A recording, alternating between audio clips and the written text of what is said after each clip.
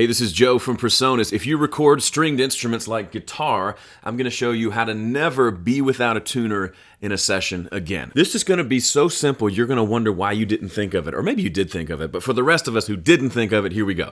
I've got a session pulled up. I've got a channel ready to record my guitar, but I'm out of tune. And my tuner's in my case, or it's on my pedal board that's not plugged in.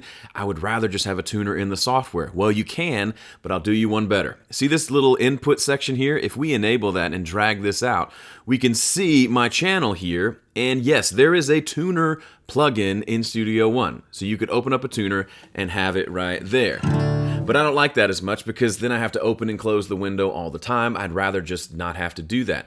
Guess what? If you single click on the tuner, check it. Mini tuner off to the side in your window. Now I can finally make good music.